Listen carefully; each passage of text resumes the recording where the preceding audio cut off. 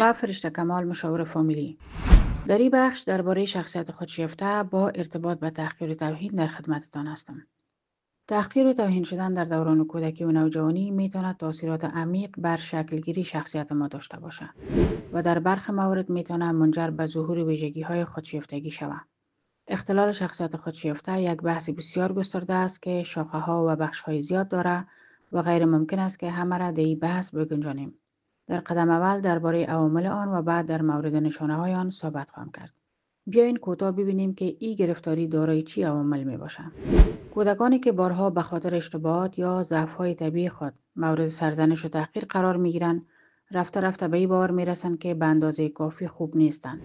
برای ای که احساس بهتر داشته باشند و دیگران اونا را بپذیره، سعی میکنند برای خود شخصیت خود کاذب، یعنی شخصیت غیر واقعی یا دروغی بسازند و خود قوی‌تر یا بهتر از چیزی که هستند نشان بدن. اونا تلاش میکنن با این عمل عزت نفس از دست رفتی خود به دست بیارن. نوجوانانی که تحقیر میشن ممکن است به جای پذیرش احساسات واقعی خود به تصویرسازی مبالغه آمیز از خود بپردازند تا احساس ضعف درونی خود پنهان کنند. اختلال شخصیت خودشیفته یک وضعیت روانی است که با احساس برتری بر دیگران شخص کوشش میکنه از واقعیت خود فرار کنه. خودمحوری شدید و کمبود عمیق دلسوزی، نپذیرفتن مسئولیت در هیچ مرحله زندگی، از خود راضی بودن بیش از حد، قبول نکردن اشتباهات از نشانه های شخصیت خودشیفته می باشند. اونا معمولاً بسیار جا طلب، رقابتی و به شدت نیازمند توجه و تحسین دیگران هستند. این اشخاص به اندازه‌ای که با اعتماد به نفس بالا به نظر می رسند، به همون اندازه ضعیف و شکننده هستند.